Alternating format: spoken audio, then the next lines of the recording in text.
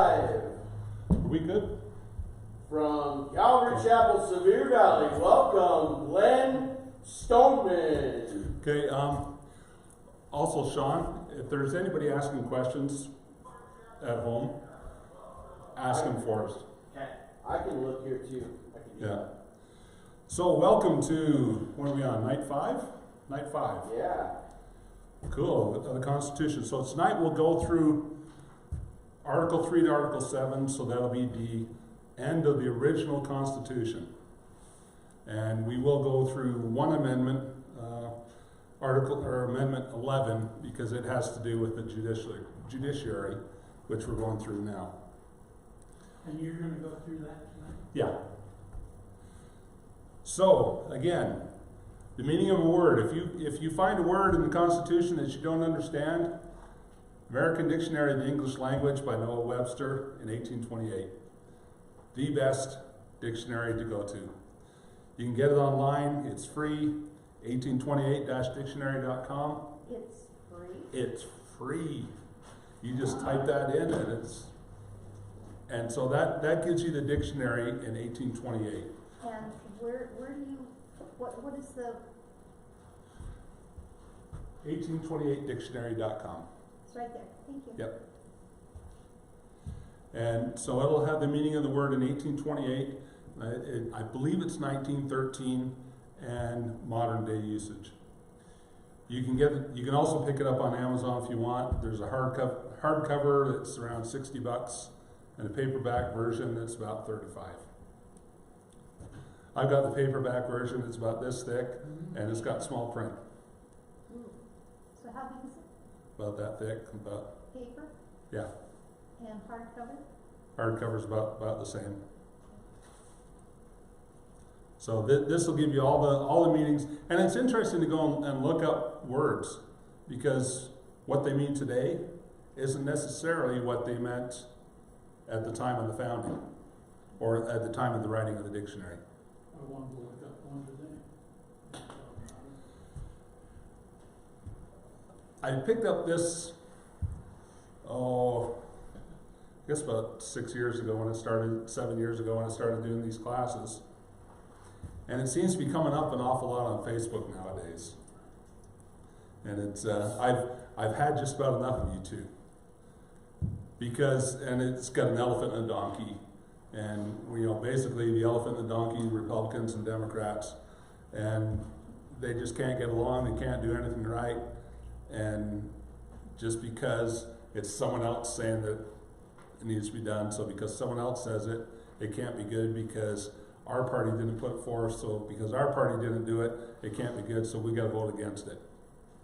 And unfortunately, that's the way politics is nowadays. Mm-hmm. Again, to the founders' political spectrum, we have ruler's law or no law. I missed out a thing on there. Okay, or tyranny or anarchy. And anarchy today has a really bad name to it. Because if you're an anarchist today, it's all burn the system down, we're gonna, take everything down. Anarchists at the time was just living under no law.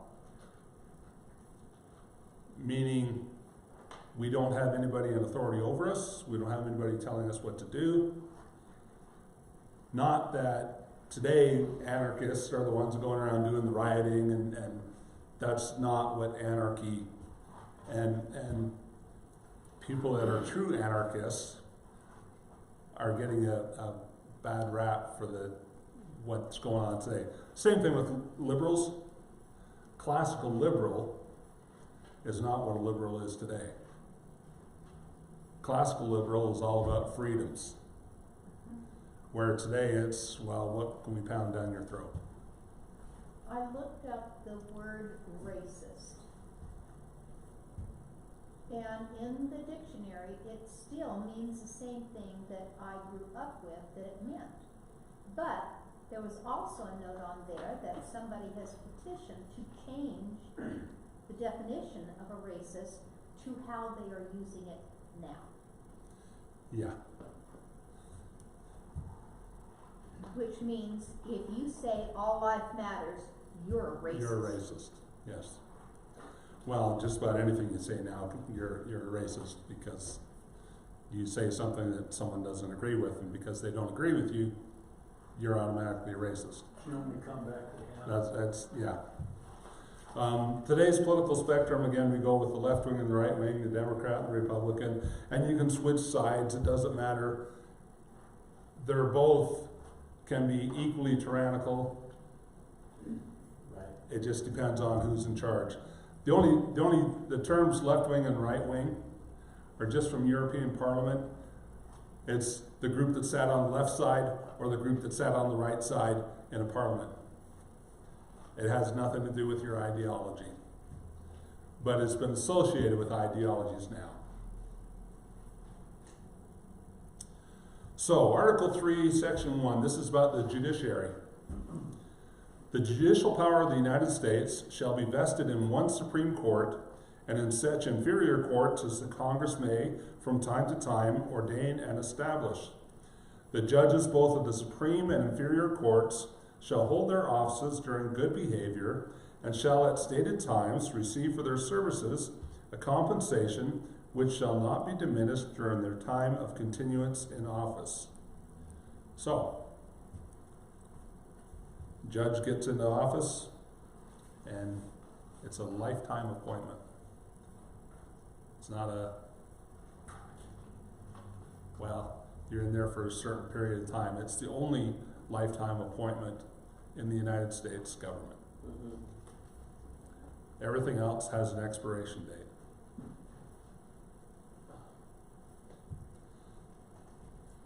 So behavior. This is going back to during good behavior. So if they're behaving badly, they can be removed. If they're not behaving badly, they can't be removed. How would we Is remove that an impeachment process? That would be an impeachment process. So behavior from the 1828 dictionary is a manner of behaving, whether good or bad.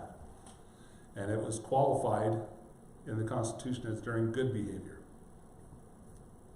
Conduct, manners, carriage of oneself with respect to propriety or morals deportment. It expresses external appearance or action, sometimes in a particular character. More generally, it is the common duties of life, as our future destiny depends on our behavior in this life.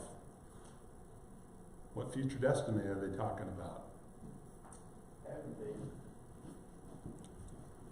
It may express correct or good manners, but I doubt whether it ever expresses the idea of elegance of manners, without another word to qualify it. Has there ever been a Supreme Court judge that was impeached? Not a Supreme Court, but several lower courts. In fact, judges have been the only ones that have been removed from office. Once recently, Yeah, Elsie Hastings was the last one to be removed from office, and he's now a congressman from Florida. Of course. Because they just took half of the impeachment. They removed him from office. They didn't disqualify him from getting in office again. So the judicial power shall extend to all cases in law and equity arising under this Constitution, the laws of the United States, and treaties made or which shall be made under their authority, to all cases affecting ambassadors, other public ministers, and consuls, to all cases of admiralty and maritime justice, or maritime jurisdiction, to controversies to which the United States shall be a party, to controversies between two or more states, between a state and citizens of another state, between citizens of different states, between citizens of the same states, claiming lands under grants of different states, between a state or the citizens thereof and foreign states, citizens or subjects. And this is modified by the 11th Amendment. So what this is that the judicial power, or the judicial branch of the United States government, extends to all cases in law and equity arising under this Constitution. So if anything has to do with the Constitution or people within the United States or ambassadors or public ministers, that's where the judicial branch comes in. Isn't there a split somewhere for maritime law? Yes, but it all falls under the judicial branch. So, Just a yeah. little sub. Yeah, subgroup, maritime law and military law. Mhm. Military law is a little bit different than that for people in the military than it is for regular citizens. Now, would that be admiralty? Yeah. So that's to do with the Navy. That's the Navy Army. Yeah. Does the Navy handle all the other branches of the military? Easily. Yeah. I meant in a court of their Which law. comes to- No. Each branch has their own military, or own justice. Okay. So, but just Ryan says they can handle it all because Ryan is a Navy man. My late husband was Navy. Sorry, I was late all the time. He was early for everything. Was he? He was a Navy guy. Yeah. So, equity. Oh. No. Equity He's is not far away, he's with me all the Yeah. time. justice right. In practice, equity is impartial distribution of justice, or the doing that to another which the laws of God and man and of reason give him a right to claim. It is the treating of a person according to the justice and reason. We need to tell a few people about equity today, what it means. Because their definition of equity is definitely not following this. Well, it doesn't follow justice and reason all the time, but it does justice and reason do lead the way Yeah, in true equity. correct. So Amendment 11, passed by Congress in 1794, ratified March 4th, 1794, ratified February 7th, 1795. The judicial power of the United States shall not be construed to extend to any suit in law or equity commenced or prosecuted against one of the United States by citizens of another state, or by citizens or subjects of any foreign state. So it's excluding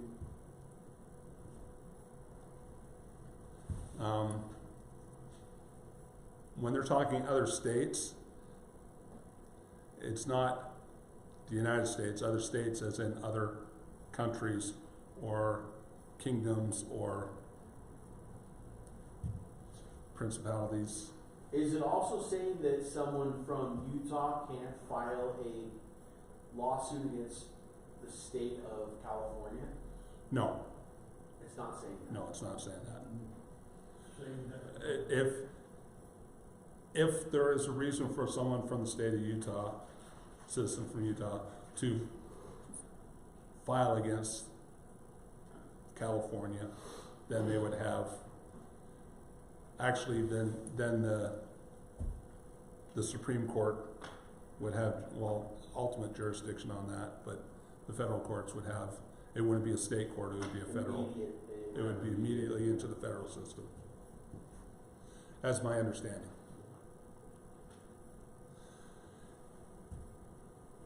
Article 3, Section 2, in all cases affecting ambassadors and other public ministers and consuls, and those in which a state may be a party, the Supreme Court shall have original jurisdiction. In all the other cases before mentioned, the Supreme Court shall have appellate jurisdiction, both as to law and fact, with such exceptions and under such regulations as the Congress may make. So, if a state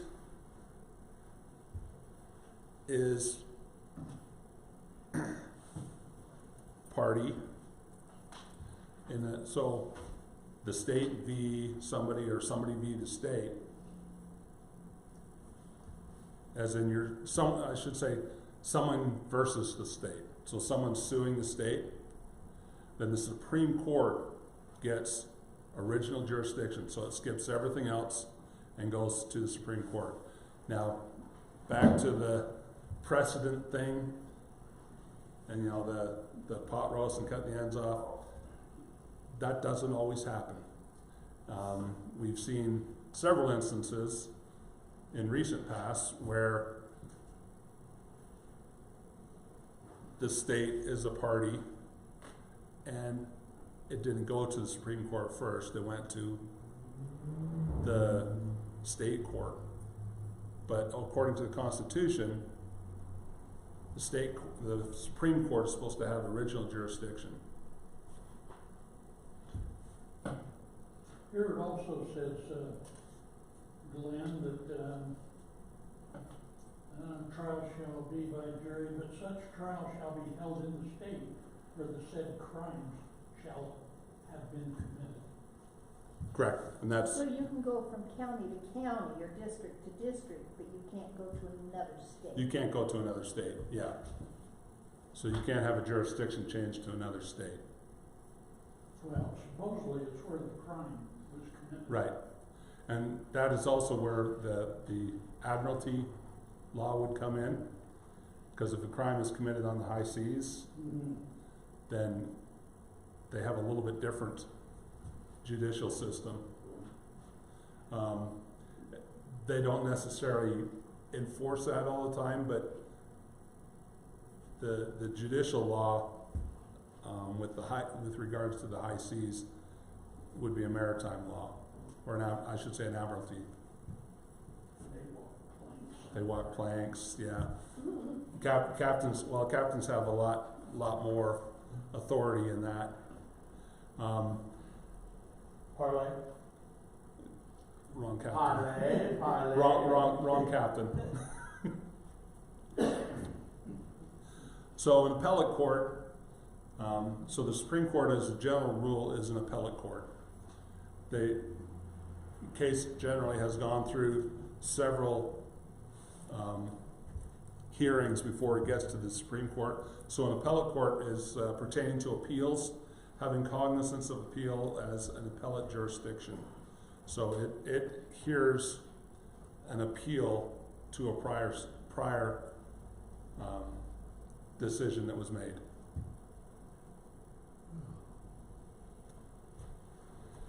Now, you hear all the time 3 co-equal branches of government.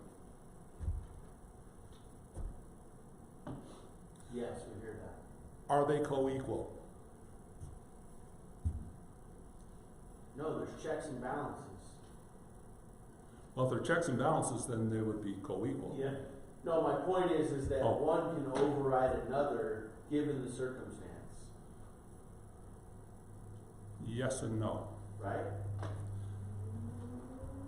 The legislature has the ultimate authority. The legislature can override the president. The legislature can remove the president. The legislature can remove the Supreme Court justice, and the legislature can overturn Supreme Court decisions. So the legislature is the most powerful branch of government. Especially when there's no checks and balances. Yeah.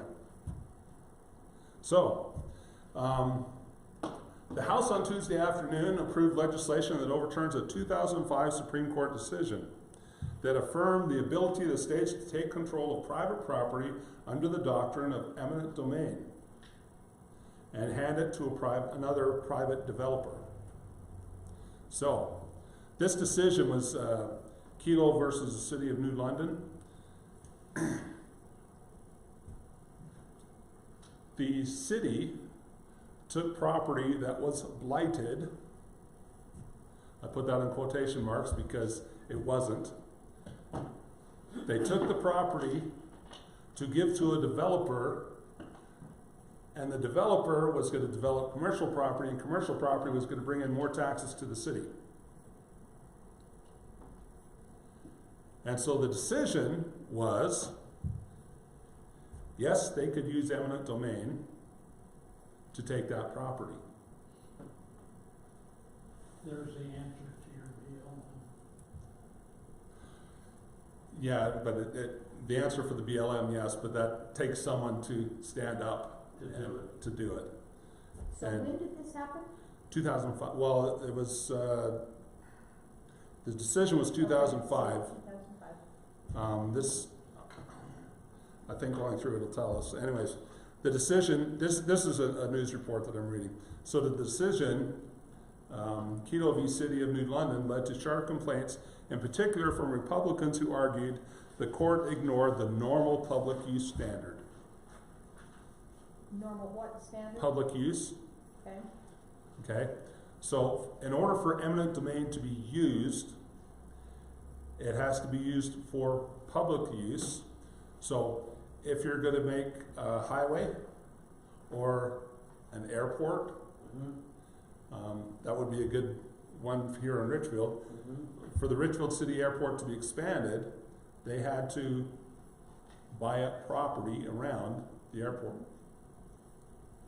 Well, the people that were around the airport didn't want to sell it.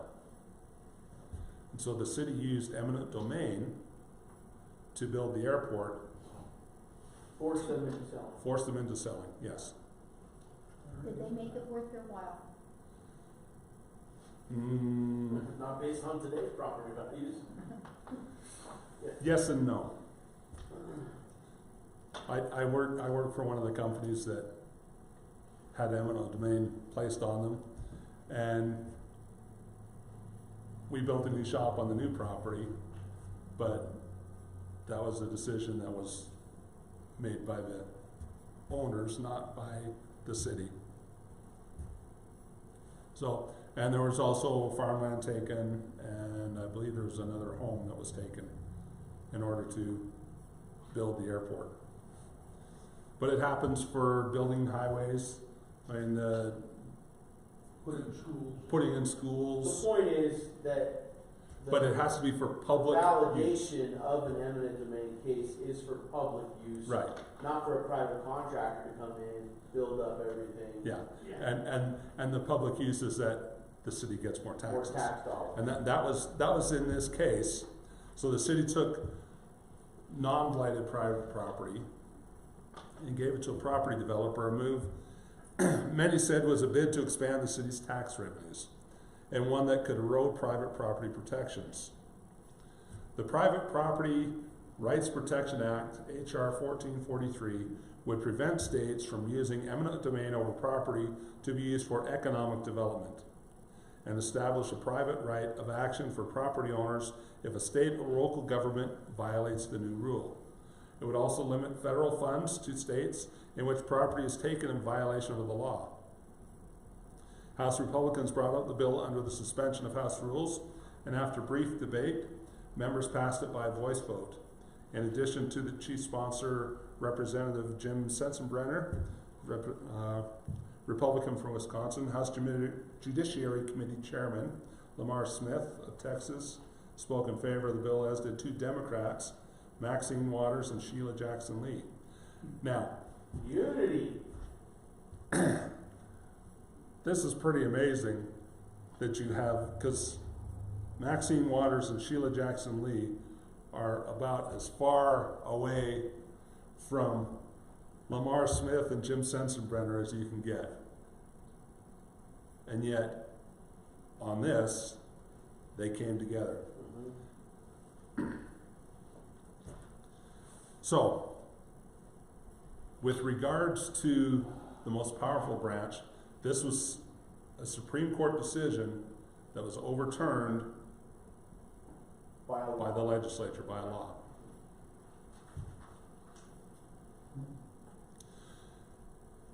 Here's another one. We were talking about blowing up abortion clinics. Not that this is about blowing up abortion clinics, but Nor are we in favor of blowing no. abortion. Absolutely, yeah. Yes. Facebook, just so you know, we are not in favor of that. Congress has already had a golden opportunity to overturn Roe v. Wade. via Article 3, Section 2. On February 10th, 2005, Congressman Ron Paul from Texas submitted H.R. 776, the Sanctity of Life Act. This bill, which would have prohibited the Supreme Court from hearing abortion cases, stated, "The Supreme Court shall not have jurisdiction to review by appeal, writ of certiorari, or otherwise, any case arising out of any statute, ordinance, rule, regulation, practice, or any part thereof, or arising out of any act interpreting, applying, enforcing, or affecting any statute, ordinance, rule, regulation, or practice on the grounds that said statute, ordinance, rule, regulation, practice, act, or part thereof protects the rights of human persons between conception and birth, or prohibits, limits, or regulates the performance of abortions, or the provision of the public expense of funds, facility personnel, or other assistance for the performance of abortions." So, this is not actually the first time that Ron Paul had put this forth. A simple majority vote would have taken away the Supreme Court's jurisdiction over abortion. Now, that would not outlaw abortions.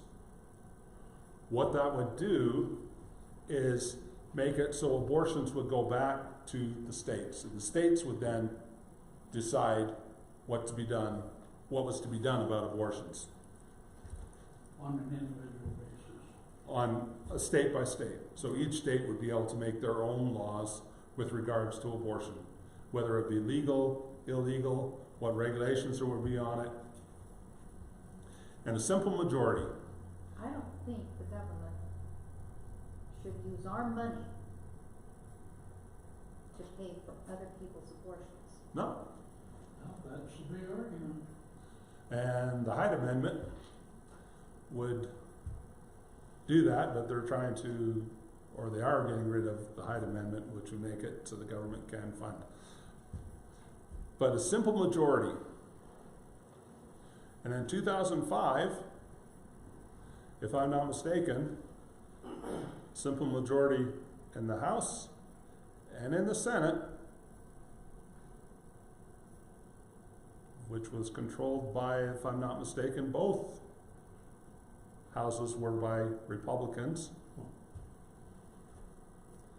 A simple majority vote would have changed abortion law forever. But it never came up for a vote. Not one person had the guts to get. Well, they did. They did. Ron Paul had the guts to put it forth. Okay. But it didn't come up for a vote because the Speaker of the House never put it on the agenda. They probably never made it through the committees. I'm not sure if it made it through the committees or not, or how far it got. But this would have, with a simple majority vote, overturned Roe v. Wade and turned it back to the states to adjudicate, which is rightfully where the adjudication should take place, because there's nowhere in the U.S. Constitution that says anything about the right of the federal government to control abortions, yea or nay. And because it's not listed as a right for them to control, it is left to the states, as we'll find out next week. I know a lot of states are fighting. There are a lot of states fighting it, yes. The unfortunate part is that we don't have a Congress that'll back them up.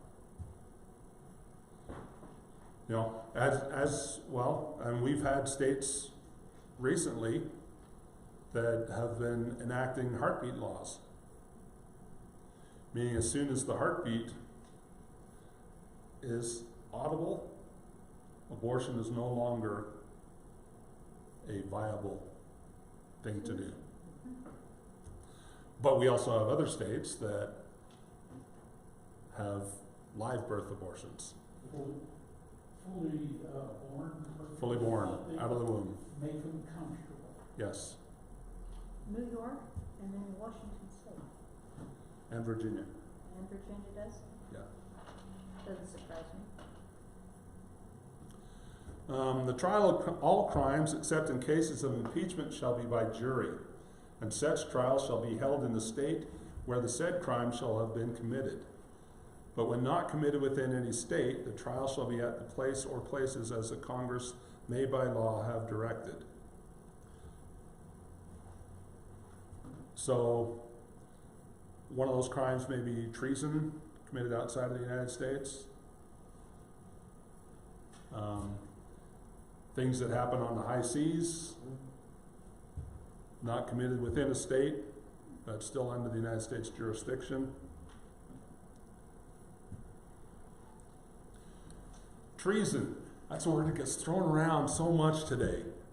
Oh, it's a treasonous act. He committed treason. He ought to be put away for treason. Or she ought to be put away for treason. Treason is defined by the United States Constitution. Says, treason against the United States shall consist only in levying war against them, meaning against the United States, or in adhering to their enemies, giving them aid and comfort. No person shall be convicted of treason unless on the testimony of 2 witnesses to the same overt act, or on confession in open court.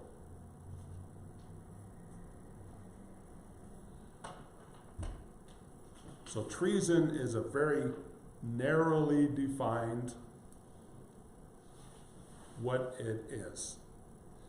And unfortunately today everybody says, oh, they committed treason, just because they did something that you don't like.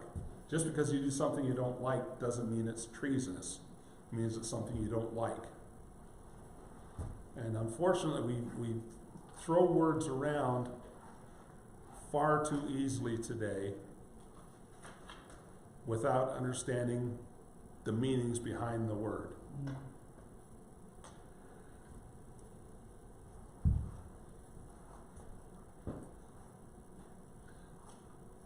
This is the first Supreme Court. It was held above the stables. Where was that? Philadelphia. This was the first building by itself for the Supreme Court.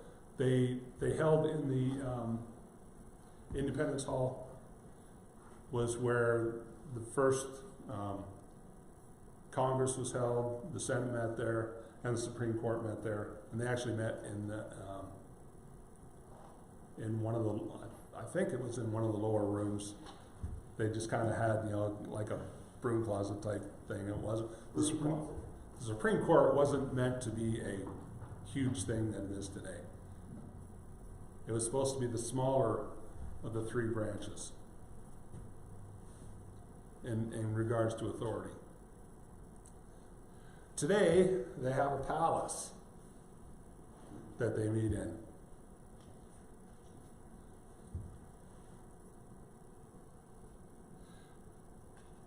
I thought I'd put that picture in. They have on the, I believe it's on this. Is that the building that has the wall of faces? Wall of Faces. Just heard about it in a book. But I don't know. I haven't heard of that. I'll have to get back to my book. Okay? But the Supreme Court today is this huge, big building, the Greek gods on Olympus, were, standing in judgment of everybody. And unfortunately, the Supreme Court today, they have come to be not just the adjudicators of the law, but writers of the law. Because you have activist judges, or judges that squeeze meanings out of law. In the case of the Affordable Care Act, the reason it was found to be constitutional is because it was supposedly a tax. in the Supreme Court decision allowing the Affordable Care Act to be constitutional because it supposedly was a tax. Yet, the government lawyers that argued for it never once mentioned it being a tax. So the Supreme Court kind of twisted that so that because Congress has the authority to tax, it would be constitutional.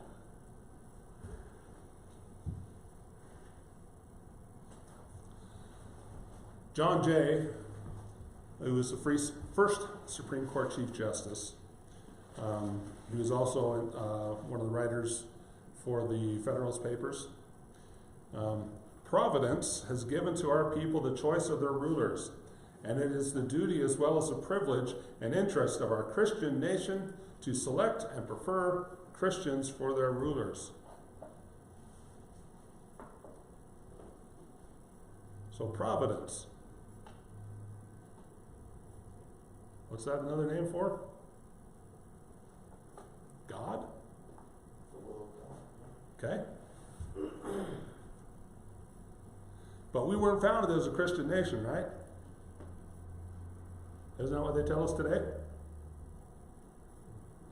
Well, they like to change history. That we're getting Well, do you know where they get that from, that we weren't founded as a Christian nation? It's from one of the first treaties that the United States entered into. It's the Treaty of Tripoli. Back to your parlay. So it was with the Muslims, yes, but they were the Barbary pirates. And so the treaty was between the United States and the Barbary pirates. And it said, the United States was in no wise founded as a Christian nation, semicolon. Semicolon does not end a sentence. Right. It is a pause in the sentence.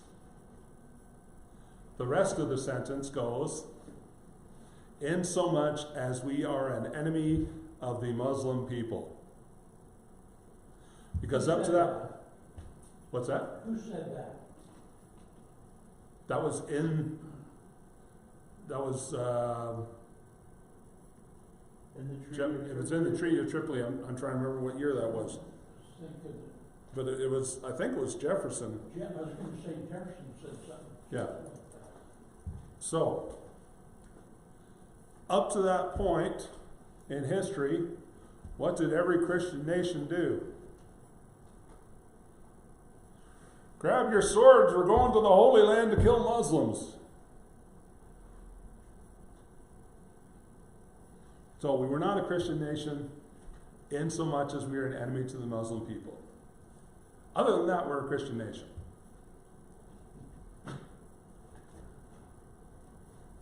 John Marshall, who is the, if I'm not mistaken, the longest serving Supreme Court justice, said, let the end be legitimate, let it be within the scope of the Constitution and means which are appropriate, and all means which are appropriate, which are plainly adapted to that end, which are not prohibited. So there are some things prohibited in the Constitution that the government can't do, but consist with the letter and spirit of the Constitution are constitutional. So, if it's prohibited by the Constitution, then that law can't be written.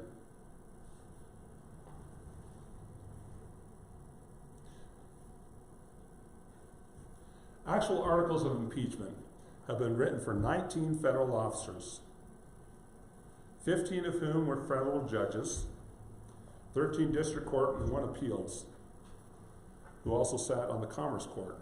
1 Supreme Court Associate Justice. Of the other 4, 2 were presidents. At the time that I wrote this, there's a 3rd president put in there who has the distinction of being the only person to be impeached twice. Donald Trump. Oh, yeah. Well, attempt at it. No, he was impeached.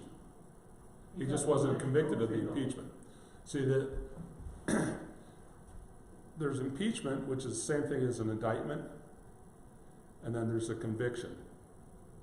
Oh, okay, it just So didn't there- go through. It didn't go through. So he was impeached twice. He Charges just against. wasn't, charges were brought. He just wasn't convicted twice. Thank you for that clarification. And that's everybody, actually, yeah. Okay, one of the presidents that was impeached but not convicted was Andrew Johnson, and it was one vote that he made it by. One vote. And that happened after the revolution or the Civil War. He became president because Lincoln was shot, and he fired almost all the cabinet. And there were a number of people in the legislature that were friends of people in the cabinet, and so they wanted to impeach him, and came within one vote of removing him from office.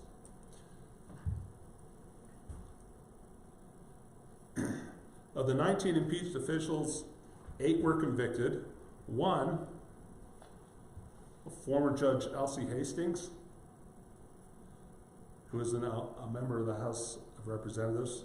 I'm not sure if he's still there or if he's retired. Chelsea Hastings? Yeah. He may have retired by now. I haven't heard his name for a long time. Yeah. All 8 that were removed were justices. So impeachment has only been successfully completed on judges. Article 4, Section 1. Still in office. Is he still in office? Does it say how old he is? 84 years old.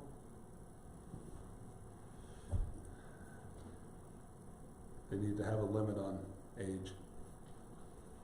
Yeah, term limits. Well, they have term limits. Excuse me.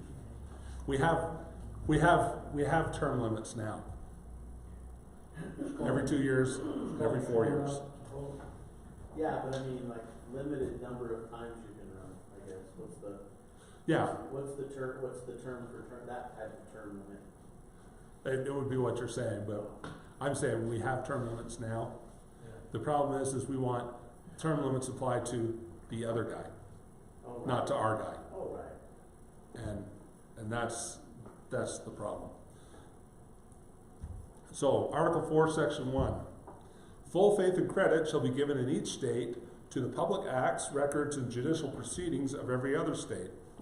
And the Congress may, by general laws, prescribe the manner in which such acts, records, and proceedings shall be proved and the effect thereof. So, public acts. What would be a public act? Marriage. Okay? If you're married in one state, you can't move to another state and not be married. You're married in no matter which state you go to. Driver's license. Driver's license from Utah is just as valid in any other state. A commercial driver's license especially is valid in all the states. But you can only have one commercial license, even though you drive through several states. How about Superior now? They finally done that? They have not. And I severely doubt that will ever happen. What was the question again? Concealed carry, whether that's valid. And that's a state issue, because Congress shall not infringe on the rights. What about reciprocal? What's that? What would you say about reciprocal? Permits from one state to another. It's reciprocal only if the state says it's reciprocal. There's a list on that. Yeah. There's a word for that. What is it? Reciprocal? No, where one law is also recognized in the next and abroad. Article 4, Section 1. Okay, now, there's the word.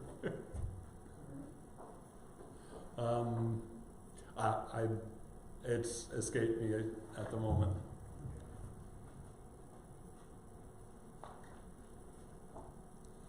The citizens of each state shall be entitled to all privileges and immunities of citizens in the several states.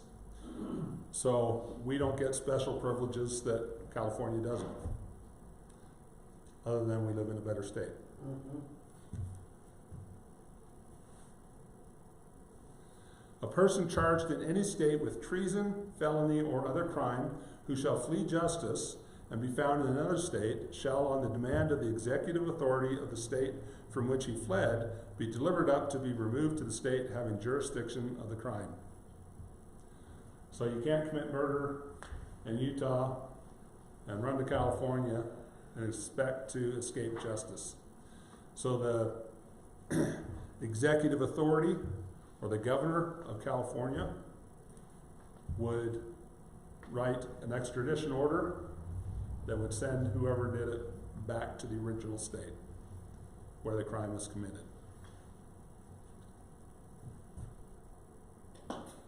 They can't try the person, so the crime was committed in Utah, they can't try them in California because the crime was committed in Utah. So they would have to extradite them. No person held to service or labor in one state, under the laws thereof, escaping into another, shall, in consequence of any law or regulation therein, be discharged from such service or labor, but shall be delivered up on claim of the party to whom such service or labor may be due. And this is superseded by the 13th Amendment. Now, service is an indentured servant.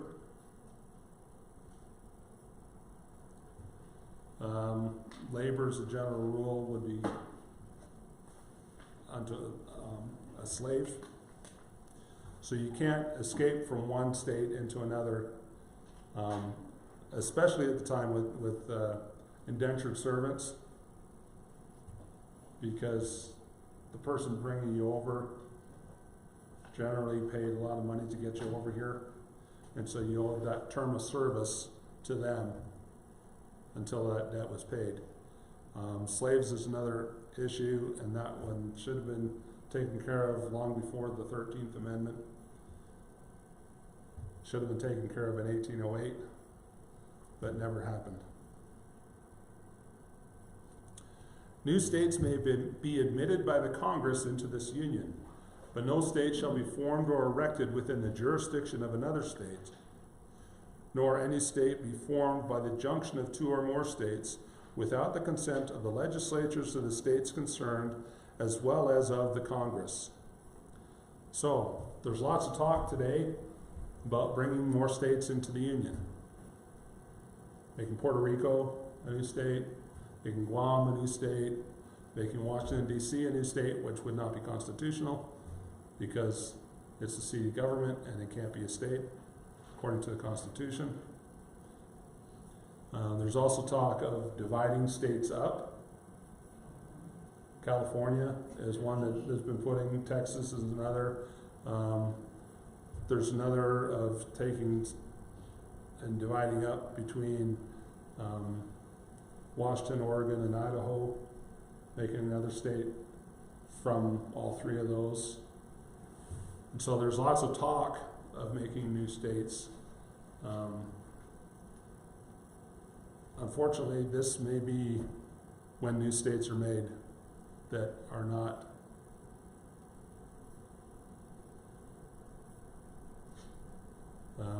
how would I put it? Not amenable to current feelings. Yeah, and those that they want to increase to other states Yeah, will be Democratic. right. And politically, it'll just totally stack the deck. So what's the threshold of vote in Senate to make a new state a state? As far as I know, it's just a simple majority. So you have the petitioning entity want to be a state, and Congress can vote on it, and the president would have to sign that into law. Yes?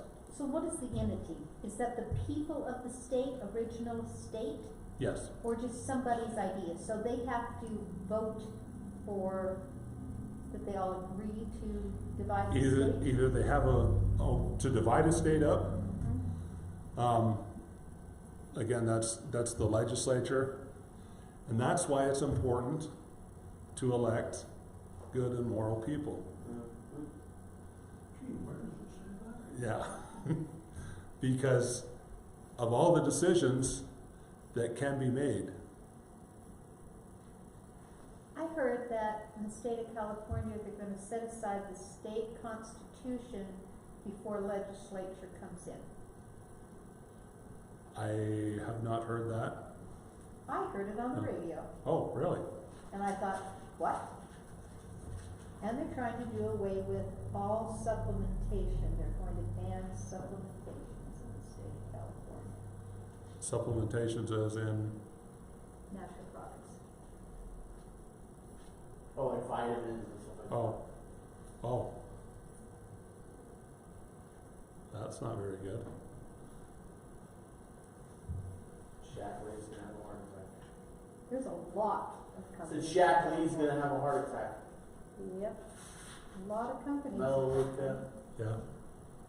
The Utah economy's gonna go downhill. Well, yeah, They do 'cause it in Utah, yeah. We're well, yeah, but we lot sell of it. business. We sell it to California. We So create it here. we create it here and sell it to The them. home of the multi-marketing, Yeah. I know. multi-level marketing kingdoms.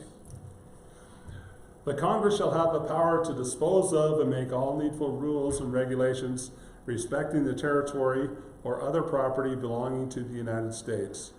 Nothing in this Constitution shall be so construed as to prejudice any claims of the United States or of any particular state. I've showed this map before. Jeez. The red is area that is controlled by the federal government. Fudge, man, it's crazy. You know what's interesting? If you put a map of fires over top of this, Yeah, it matches identically. I bet. That is insane. What? What's Put the over? point? A map of forest fires. The point of this, the federal government is supposed to dispose of property. All forest land there? That's all forest land. Gotcha. Consequently fired. Yeah. So the federal government controls the land, and if you ever get an opportunity to listen to Angus McIntosh, he talks quite a bit about public land. He's a lawyer and rancher. He lives in Colorado, I believe. But he talks about public land and what public land was used to be versus what public land is today. And this is the discussion we were having earlier about Bundy's. They have grazing rights, which is real property. It's not something that needs to be applied for every year. It's something that can be bought and sold amongst private individuals, not amongst the government, but amongst private individuals. Your permit. Your right. It's a right, it's not a permit. You Like own water it. rights. Like water rights Right. or mineral rights. It is something that is real property. And I would love to have Angus McIntosh come and talk about this, because he has all the case law back into the 1800s about property. And if you notice, there's kind of a line dividing, and it's a time period. where states were being created, and the federal government was selling land or getting rid of land, and then it came to Colorado, New Mexico, Wyoming, and Montana, and it kind of changed to how land was distributed. So the federal government owns it, but the private individuals who own grazing rights. grazing rights can turn around and sell them. They can sell the rights, yes. But the grazing rights apply only to grazing. Yeah, you can't dig an oil well. You can't dig an oil well. Right. And the oil rights only go to oil. That doesn't give you permission to graze. But there is real property that can be bought and sold amongst private individuals.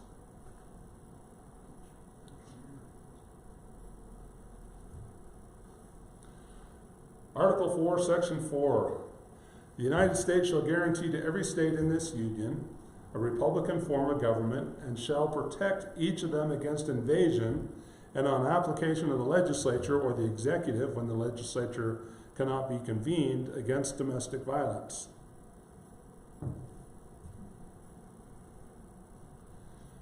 So, we're guaranteed a republican form of government. That's not big R Republican. That's little r. So, republican form of government, meaning you have the state, which is made up of counties, made up of individual cities. Mine is capital. What's that? In mine it's capital. Oh, it is capital? Uh-huh. But it's not capital as in Republican Party. Well, yeah, it says Republican form of Yeah. government, and it's capital R-F-G. Republic just means a representative democracy. Right. Right? So it's not a vote of 350 million Americans and whoever gets the most votes Right. of that 350. Yeah. We elect representatives by majority and then they represent us. Yeah. And the United States, actually by Utah law, it's supposed to be taught in school that we are a compound constitutional republic, Compound constitutional republic. or a republic of republics. Mm-hmm. So the big republic is the United States and all the states, Mm-hmm. and each state is a republic in itself, in that it's divided up into smaller entities, as in counties. And that's basically what that says. Yeah. So,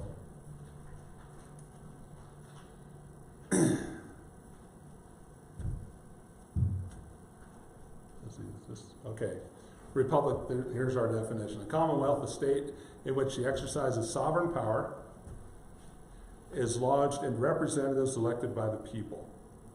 In modern usage, it differs from a democracy or democratic state in which the people exercise the powers of sovereignty in person. Yet the democracies of Greece are often called republics. So it kind of equivocates, jumps the fence on that. A commonwealth is an established form of government and civil polity, or more generally a state, a body politic consisting of a certain portion of men united by a compact or tacit agreement under one form of government and system of laws. A commonwealth is properly a free state, a popular or representative government, a republic, as the Commonwealth of Massachusetts. The word signifies strictly the common good or happiness, and hence the form of government supposed to be the best to secure the public good. Martin Van Buren. In the Church of Jesus Christ of Latter-day Saints and its history, President Van Buren features prominently. Your cause is just. Your cause is just, but I can do nothing for you. Constitutionally, that is correct. That's right. A little history. Members of the church were living in Missouri at the time, and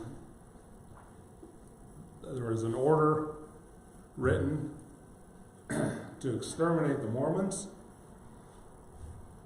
and it made it legal at the time, and up until the 1980s, it was legal to kill a Mormon in Missouri. Hmm. That's right. Has come from the governor. Bring in the troops. Yeah. So that's, They would, so the governor has to ask for the president to bring in the troops to, if we go back, to prevent against domestic violence.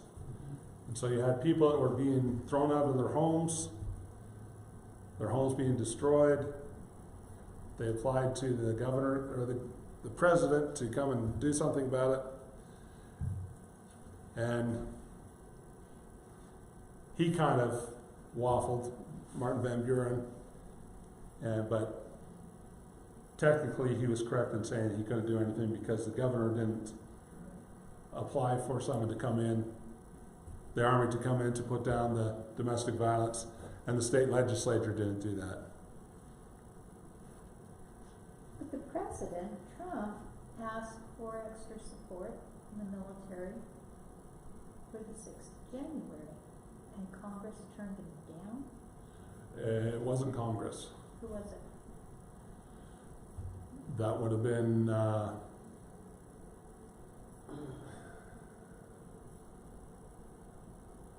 but it, yeah. Trying to remember how the jurisdiction, well, the Sergeant of Arms would have been the one to call for, and he is an officer of Congress, but it is not Congress itself that prevented. And there's whole other issues as to when the National Guard was called for, why the National Guard wasn't there. So it's the Sergeant of Arms who is in charge of at the Capitol for that. And so there was. Was it ignored or was it denied? I've heard both. What's going to be interesting to watch is tomorrow. What's happening tomorrow, other than it's the 4th of March?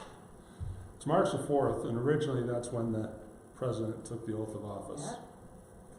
I understand that the bets on the presidential elections are not going to be paid out in Las Vegas until after the 4th of March.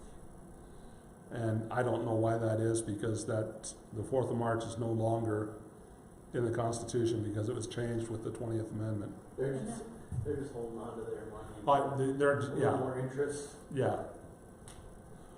Well, yeah, because the amount of money that was bet was tons and tons. So Article 5 is how we make amendments to the Constitution. The Congress, whenever 2/3 of both houses shall deem it necessary, shall propose amendments to this Constitution, or on the application of the legislatures of 2/3 of the several states, call a constitutional convention, or call a convention for proposing amendments, which in either case shall be valid to all intents and purposes as part of this Constitution when ratified by the legislatures of 3/4 of the several states, or by conventions in 3/4 thereof. So, the ways to amend the Constitution. So far, there's only been one method used, and that's Congress has made an amendment, voted on it, with 2/3 of the House and 2/3 of the Senate voting for the amendment, and then it goes out to the state legislatures, and 3/4 of them would ratify that amendment. And so when 3/4 ratify it, then it becomes part of the Constitution. The other method is one that is being proposed now, is calling for a constitutional convention. Concomes. So that Opponents call it a con-con.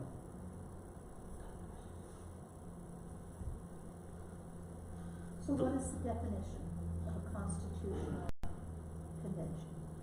When the states get together to propose amendments to the Constitution. As each individual state, not the senates, not the congressmen, but the states? The states. So the state legislatures would get representatives, send representatives, and they would get together to propose amendments to the Constitution. So there's the Constitutional Convention, which gets them all together, and there's a third a roundabout way that they do it, and that's in having each legislature pass a constitutional amendment. So if all the legislatures pass the amendment, or 3/4 of them pass the amendment, then it would be an amendment to the Constitution. That's what they try to do with the women's rights amendment, right? The ERA, Yeah. Equal Rights Amendment, yes, they tried to do that through the states. States amend each state is signing Yeah. on. And they wanted that, they came really close. It was like 36 states, I think, that signed on to it, and there's 38 states needed. And then it ran out of steam. Then it ran out of steam, but it's gaining momentum again. Yeah, but it's We haven't passed it. it's past its season of ability to be, has to be ratified within a certain period of time, right? No, unless it specifically states in the amendment process, there's no time limit. I think it said something in the, I remember there being something, I just watched. It may have. It's been a while since I've Yeah, looked up on that. There may have been a. there was like 35 that signed on within like weeks, and then it sat since the late 70s. Yeah. I know Utah was one of the states that voted against it. What was wrong that they voted against it?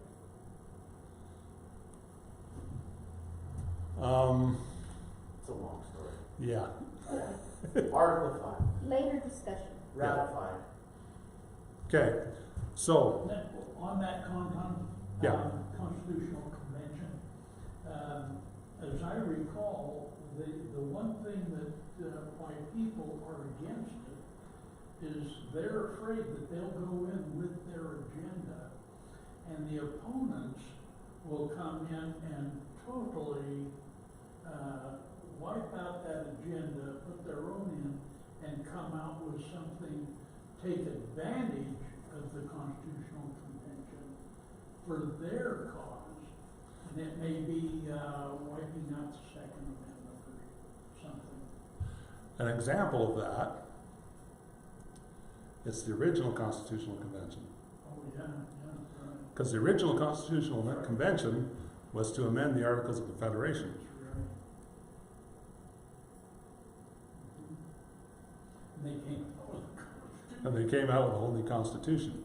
Now, in order for it to become brought into effect, under the Articles of Confederation, is all 13 states had to vote for it. And all 13 states voted for it. But under the Constitution, it said that when 3/4 of the states voted for it, it would be ratified amendment.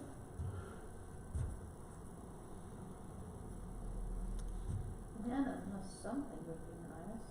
What's that? Unanimous something would be nice. Yeah, I don't think we'll have unanimous ever again. I'm okay with that. Yeah, I don't know. I'm okay with gridlock. gridlock in effect is good. Yeah. And originally it was set out to be gridlocked. Yeah. Um, I get a little scared when everybody agrees on the same thing. Yeah. Yeah. Well, we'll see what happens when Christ comes. Well, that's a There's different. only one dude's decision there. Yeah, that's a different story. That's not a Congress getting together. He gave us our choice from the beginning, so. Yeah. So, as one of the other mode of ratification may be proposed by Congress, provided that no amendment may be made prior to the year of 1808, shall in any manner affect the first and fourth clauses of the ninth section of the first article, and that no state without its consent shall be deprived of its equal suffrage in the Senate. So the first and fourth clause in the ninth section of the first article was to do with slavery. So there's that 20-year period from the ratification of the Constitution to amendments on slavery could be put forth. And no amendments on slavery got put forth until 1865, after the Civil War, which was anything but civil. Kind of love Thursdays. Very much so. So to ratify is to approve and sanction to make valid as to ratify an agreement or treaty. The Liberty Amendment. So this is an amendment to the Constitution that has been going around since the mid-70s. It's one I would really like to see pass.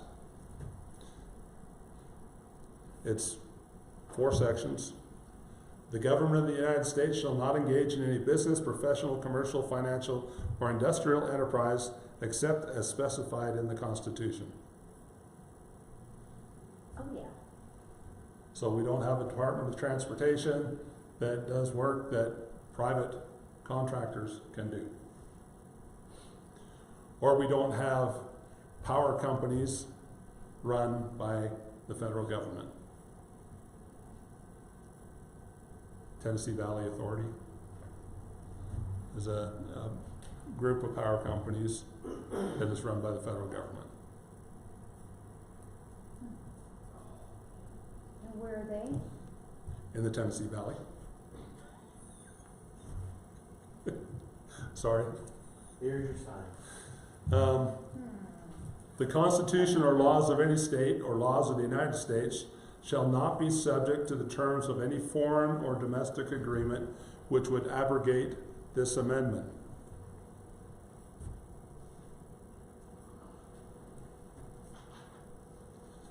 The activities of the United States government which violate the intent and purpose of this amendment shall, within a period of 3 years from the date of the ratification of this amendment, be liquidated, and the properties and facilities affected shall be sold.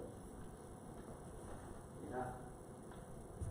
So, I have a quick question. Okay. As we're learning about how the government's supposed to operate, all the do's and the don'ts, does, has done, whatever, what can we do to change what they're doing right now? What can we do to change it? What can we do? Based on this information, because it seems to me like nobody's willing to really flex their muscle and go against the almighty United States government. The tender Constitution clause. Well, that's, And then, I talk about it all the time with friends. so you talk about it with friends, you get active politically, whether it's run for office or put forth good people to run for office, support good people that run for office. Well, I guess my question is, when is it no longer feasible to act using the court system?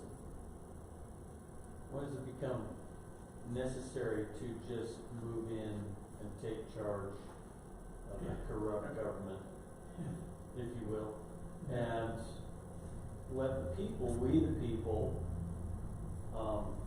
institute new government that's going to serve our best interests? Does that make sense? What was the very early quote of Jefferson or something? The tree of liberty needs to be refreshed from time to time with the blood of tyrants Yeah. Right. and patriots. Exactly. Because it takes both to get the. Because it takes both, yeah. And we should have revolution frequently. He thought that. He was very much in favor of the French Revolution and the violence that went with it. And we are not at that point. Sure about that? Yes. Seems like we're getting pretty dang close. To begin with, you're gonna have to be pretty well organized. And I think we're working on that. I think we've got a pretty well organized militia now. So we do have a militia, don't we? A well-established. We do, but it takes organization again, Yeah. and somebody willing to stick their neck out for it. Fighting Um, against the propaganda is the big yeah. thing. You weren't here at the beginning. On Tuesday, this next Tuesday, there's at the fairgrounds, there's gonna be, Ammon's gonna be speaking. I'll be there. Yeah, You got a flyer? I've seen it all over Facebook. yeah. Do you want a few to share? Okay, I'll share it there, okay. but thanks. Mhm. So, those are some people to listen to as to ways to do that. But we're not to the point of armed insurrection. I believe politically we can do things still. We don't want When to they, be when what they we're come being and bust accused your of. door down to take your guns, you know, everybody's gonna have their starting point. Yeah. And that's where they've gone too far. And this is why the president used the judicial system, tried to do it all legally Yeah. to prove that what happened in the election, and did no good at all. It did nothing. Made Well- somebody a lot of money, but There's more people on the bandwagon than just Trump. And some of it goes back a couple of years. all right, I'll let you Yeah. back here. Well, We gotta be able to change it somehow. yeah, change comes from who we elect. Have you heard Scott? Well, I was elected Romney accidentally. And now look where we're at. Scott Bradley? Whoop, did I Yeah, check that Scott box? Bradley. Dang Have it. you heard Scott Bradley talk? Yes. I listened to him the other night, Huh? and I was just like, No, whoa. he's a moron. Yeah. Yeah, amen, brother. He's Who are you not talking a about? genuine LDS. Oh, Yeah. no, he's not. He's a wolf. This is the best part of the Liberty Amendment. The Trojan horse. 3 years after the ratification of this amendment, the 16th article of amendments to the Constitution of the United States shall stand repealed, and thereafter Congress shall not levy taxes on personal incomes, estates, and/or gifts. Read that one again. 3 years after the ratification of this amendment, the 16th article of amendment to the Constitution of the United States shall stand repealed, and thereafter Congress shall not levy taxes on personal incomes, estates, and/or gifts. Oh, that's why this one hasn't passed. Well, we don't need Congress to pass it. It can be passed in each individual legislature, and if 38 of them pass it, it is ratified. Has any of them passed Yes. so far? It's been, I believe 17. What are those states? Oh, yeah, you put me on. Are they western states? Some of them, yeah. Okay. Article 6, Section 1. We got 10 minutes to go over 2 articles, but they're short. All debts, contracted engagements entered into before the adoption of this Constitution shall be valid against the United States under this Constitution as under the Confederation. So, at the point of the writing of the Constitution and the ratification of it, the United States was heavily in debt to both individuals and France for the Revolutionary War. And so all these debts and engagements entered into would be honored. This Constitution and the laws of the United States shall be made in, and the laws of the United States which shall be made in pursuance thereof, and all treaties made, or which shall be made under the authority of the United States, shall be the supreme law of the land, and the judges in every state shall be bound thereby, anything in the Constitution or laws of any state to the contrary notwithstanding. So, does that mean any law is the supreme law? Any law that the federal government makes? No. This Constitution It's not supreme on federal land. and the laws of the United States, which shall be made in pursuance thereof. So it's got to be within the framework of the Constitution. If it's not within the framework of the Constitution, it's not a constitutional law. Okay.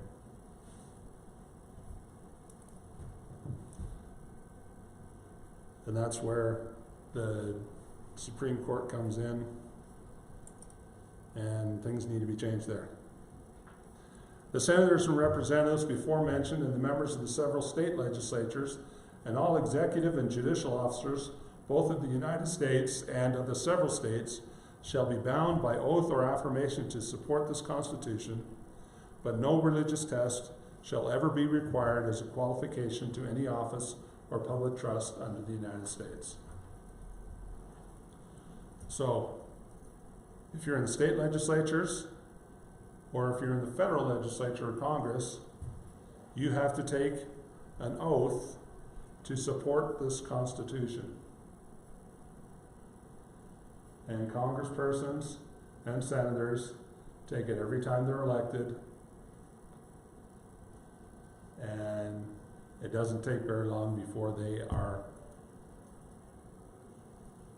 not abiding by that oath. Do you think lightning should strike? Yeah, it would be nice. Article 7. The ratification of the conventions of 9 states shall be sufficient for the establishment of this Constitution between the states, so ratifying the same. They're talking about 9 of the 13. That's 9 of 13, yes. And now it says 75% to make amendments. So, we're done 7 minutes early. Do we have any questions, comments, or discussion that anybody wants to bring out?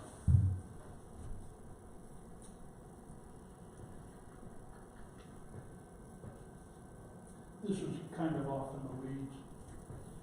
Back to,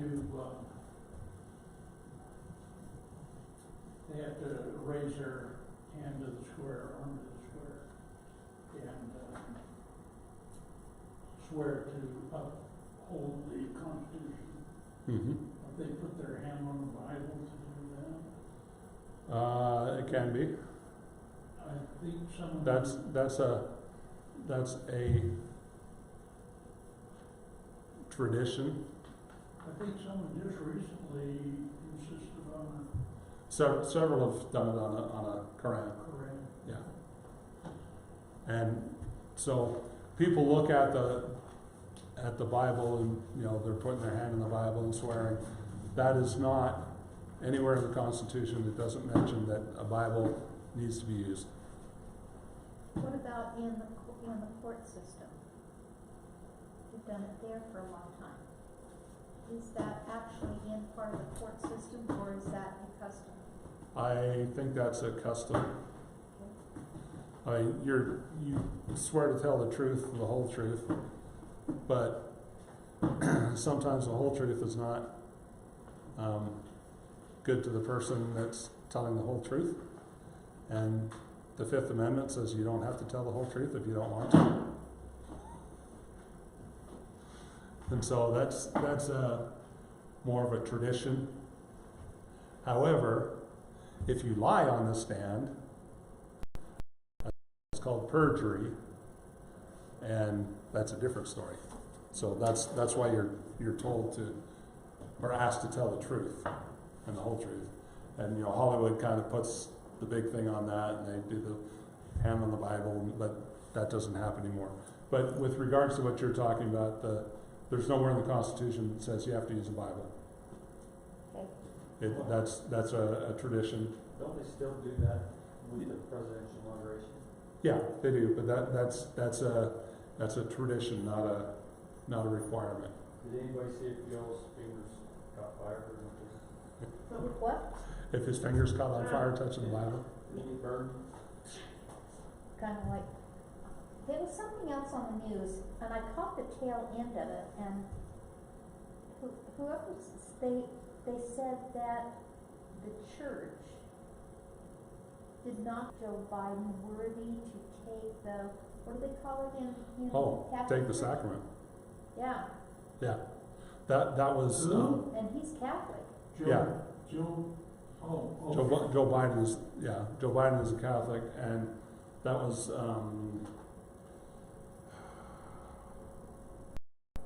trying to remember which bishop it was. Pope Francis. No, it wasn't Pope Francis that said that, because he wouldn't say that. Yeah. But Did But- you say anything there? The it church was, probably should not claim something like that. well, it wasn't the church, it was one of the Catholic bishops that came out and said that because of his stance on abortion and other things, that he is not worthy to take the sacrament. Okay, that explains, because I only got part of it, and I go, what, Yeah. what? So that was a Catholic bishop that was Okay, saying that, thank you for that clarification. yes.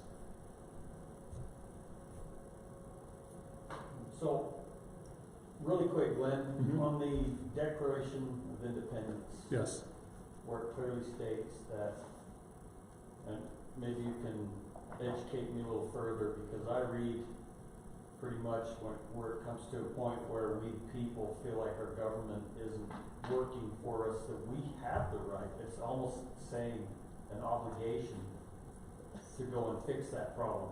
It So- is saying.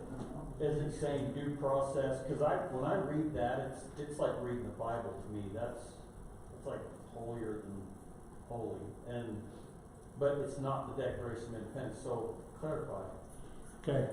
The Declaration of Independence is not a binding as far as law goes. And people oftentimes take what's written in the Declaration of Independence and transpose that into the Constitution when it's not necessarily the same thing. What Thomas Jefferson was writing about at that point was when governments become intolerable. You know, we'll suffer as long as it's tolerable, but when it becomes intolerable, We've suffered enough, man. Can't be done. Absolutely, can't be so. and that's, there's a number of things about when it is intolerable, and I don't believe that we're to that point yet. I know I have many friends that do believe that we're at that point and it's time to do something about it. I don't believe that we're at that point. I believe it can still be handled through the election process, through the judicial process. Yeah, you can just imagine if your son was a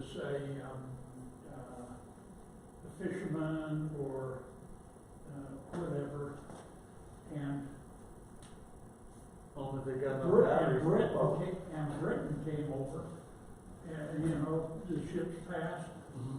and they stopped and took your son, Mhm. and that's pretty extreme. You know, as Things like We've had that already. as difficult as things are right now,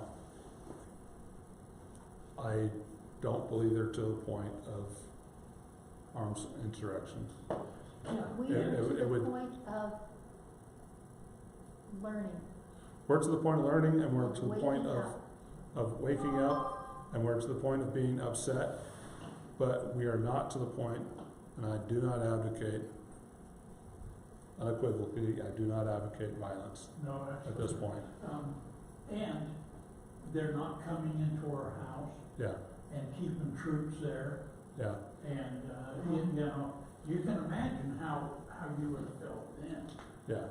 I'd have So- said, you guys got it, and I'd have got out in the woods, and that's when my sniper rifle would have come in handy. Let's don't use the word violence, let's use fight for liberty. Well, Yeah. we're learning now. Well, and Fight, yes, and when we're talking about fighting, we're not talking about fist fighting. Something with a purpose. We're talking about ideology and going out. And, you know, you're asking about ways that you can make a difference. One of the ways is every 2 years, we have precinct caucus meetings. And that's where we elect people to represent us within our party, whichever party you are, to represent us at a county level and to represent us at a state level. I encourage you to take the opportunity to go to those meetings, and if you feel so inclined, to put yourself forth to be a delegate to either the county convention or the state convention, where you have an opportunity to have a voice in county or state politics. It's a fascinating experience. I encourage all of you to take the opportunity. It was interesting, but I had to register as a Republican to go to one. Does the Yeah. Libertarian Or the- Party have one? Because when they speak, the things that we are listening to, Right. they're constantly saying the conservative and the libertarians and the independents. They're like, I will tell you, I have been a state delegate to both the Constitution Party and to the Republican Party. I'm currently a Okay. state delegate for the Republican Party. have you been Constitutional Party? I have been Constitution Party, yes. I've ran for election both as a Constitution Party candidate and as a Republican candidate. Because they block the independents. The media blocks. They're Oh, not the media- invited to the debates. They're not anything anymore. That's because we don't make enough noise. Let's make some noise. I was told when I ran as a member of the Constitution Party, I garnered the most votes of any candidate in Utah as a third party candidate. That's And- progress. And I got 13% of the vote in this district, Okay? which was nowhere near enough to make a difference. No, it's not. So, you have a choice. You can be a part of the fringe parties, not that they're fringe parties, but you can be a part of that. And after that election, I had a judge friend of mine come up to me and says, you know, Glenn, you can whine and moan and complain all you want as a third party candidate, but that's all that's ever going to happen. Is you're going to whine and moan and complain and nothing ever is going to come of it. Mm-hmm. So, you play the game within the system. That's why I finally joined the Republican Party. I've never joined a Right. party at all, ever. Yeah, I've worked for a party on a state level in Yeah. Washington State, but it was one of the independent parties, and it was fascinating, very enlightening. it's a fascinating experience to go through. Both running for election and being a member, being a state delegate and a county delegate, it's a real eye-opening experience. And I encourage anybody that wants to make a difference to take that opportunity, because you as an individual carry the voice of hundreds. I promised myself I'd never get involved again. It's tough. It's tough, and It's- it's so it's- ugly. It is ugly, it's frustrating, but I will tell you that if we want to make a difference, Okay, Glenn, we're It's- gonna talk. yeah, We're gonna talk. if we want to make a difference, we have to have the courage to stand up. I To was make not that running, difference. I was running the And I don't. campaign. Yeah, So, I was not the candidate. yeah. I could be part of beer and field stars, that's Yeah. about it. And if that's all you can do, then that's all you can do. But until we I can do more, but I need more, I need to be a little more educated, so, before I get running my mouth.